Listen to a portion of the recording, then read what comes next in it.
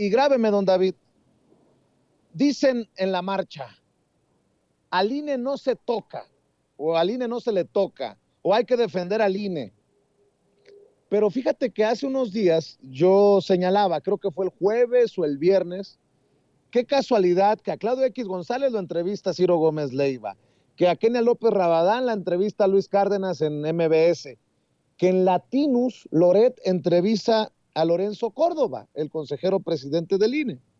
Bueno, pues creo que deberíamos de prestarle de una vez en cuando, de vez en cuando, a lo que publica Loret, porque creo que nos puede dar claridad de ciertas cosas. Por ejemplo, voy a rescatar una partecita de estas declaraciones de Lorenzo Córdoba con Loretito, con los montajes, con Carlos Loret de Mola, porque te pregunto a ti, Julián, después de que lo escuches, ¿está admitiendo que hubo fraude en el 2006?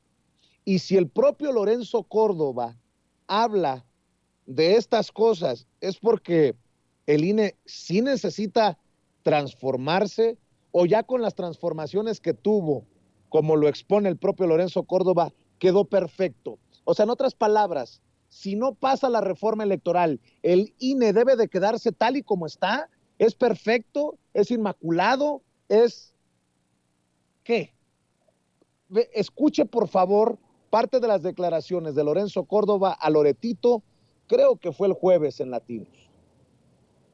O sea, este tamaño de rencor. Pues mira, sin meterme a discutir qué pasó en el 2006, porque yo soy de los que cree que la historia, que hay que caminar cuando tenemos tantos problemas viendo hacia adelante y no por el retrovisor. Y sin lugar a dudas, vuelvo a insistir, no nos debe volver a pasar como sociedad un 2006, precisamente para que no nos pasara. Ya hubo 2 reformas electorales.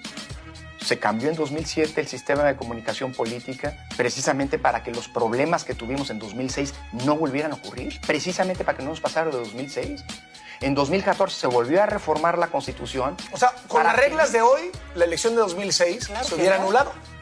Pues no habría podido ocurrir, porque la autoridad electoral habría sancionado a tiempo, habría impedido, hoy tenemos herramientas que no se tenían entonces, para impedir la intromisión indebida desde el gobierno, para impedir y sancionar a empresarios que compraron publicidad no pudiendo hacerlo, para, digámoslo así, encauzar la disputa a través de las resoluciones de las quejas, que hoy son mucho más ágiles. Entonces no se tenían medidas cautelares, hoy sí se tienen. Es decir, 2006 no podría ocurrir nunca más, porque precisamente para eso cambiamos las reglas.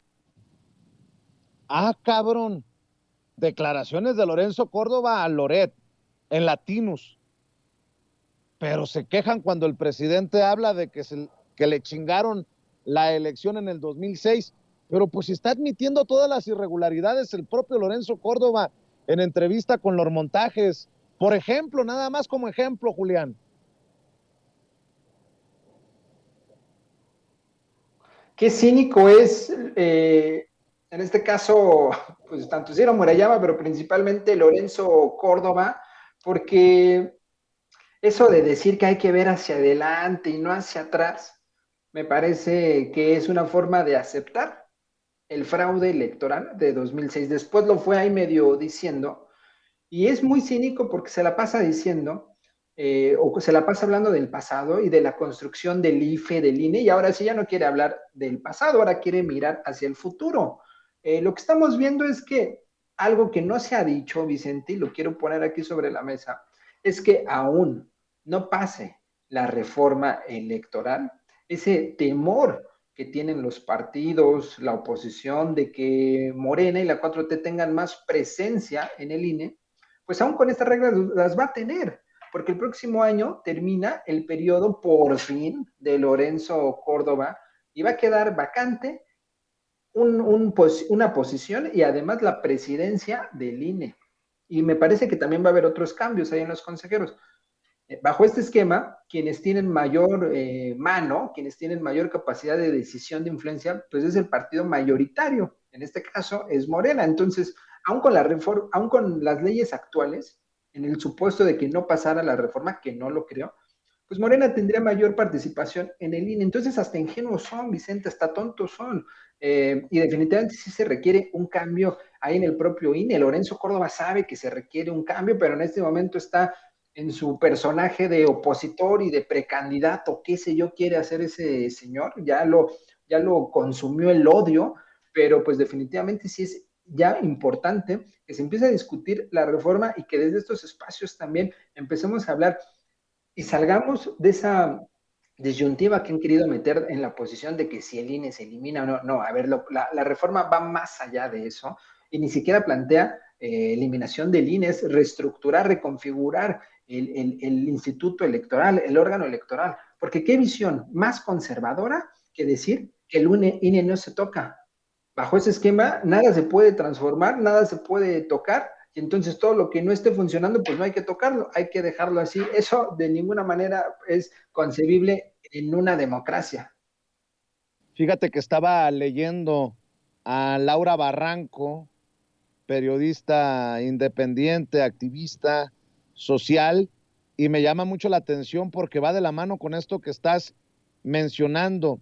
Dice en su hilo de Twitter Laura Barranco, ok, ya defendieron al INE, rechazando la posibilidad de una reforma electoral sin tomarse la molestia de saber qué propone. Está bueno, les aviso, el próximo año se renuevan 4 consejeros electorales, entre ellos Ciro Murayama y Lorenzo Córdoba, por fin se largan. Y el sistema electoral actual permite el cuotismo y el cuatachismo para asignar a los nuevos por parte de los partidos mayoritarios. Sí, el partido que tiene mayoría tiene la voz cantante de quién quede en el Consejo General del INE. Siéntense, viene lo mejor. Morena decidirá a 3 de los 4, más de los que, más los que se han renovado en este sexenio, tendrá mayoría holgada en el INE. Eso piden, eso se hará.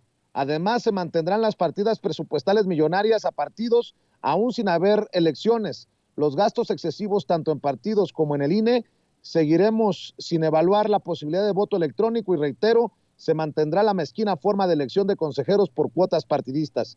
Felicitaciones, van muy bien en su defensa pseudodemocrática.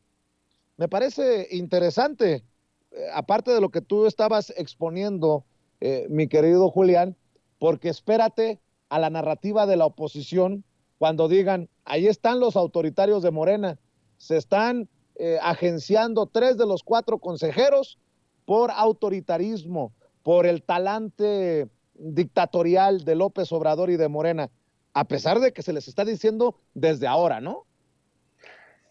Totalmente, justo amplías muy bien lo que estaba diciendo, justo exactamente a eso me refería. En este caso, la 4T gana aún perdiendo, incluso gana más, justo por lo que acabas de comentar. Son cuatro los consejeros que se van a votar. Y es bien interesante porque discursivamente le costaría mucho trabajo a la oposición un punto de retorno. Es decir, supongamos que por X o Y no se junten los votos en la reforma electoral y entonces se mantengan las reglas como está. Pues efectivamente Morena tendría un presupuesto impresionante porque seguirían las mismas reglas, tendría más consejeros, tendría la presidencia del INE y pues tendría una capacidad de influencia. Pero no se destruiría el INE, ¿no? Entonces imagínate que no pase la reforma electoral y suceda esto que estamos diciendo, como Claudia X González ahora va a decir, están destruyendo al INE sin destruir al INE, pues la oposición, la base social no va a entender lo que está sucediendo. Incluso hasta podría, no, seguramente ya desde presidencia se está vislumbrando esta posesión y se gana de todas formas. Y esa es justo la incapacidad que tiene la oposición para darse cuenta qué es lo que está sucediendo. Y esto nos habla, y con esto empecé, de la ausencia de un proyecto, de una línea. Están actuando de forma reaccionaria, es como cuando estás jugando fútbol y estás perdiendo por goliza y entonces te echas para atrás y ya ni siquiera tienes un plan de cómo jugar. Es rebotar, aventar la pelota, sacarla. Así está jugando la oposición, no está armando un buen planteamiento y eso que en ese partido el árbitro está jugando a su favor. Oye, querido Julián,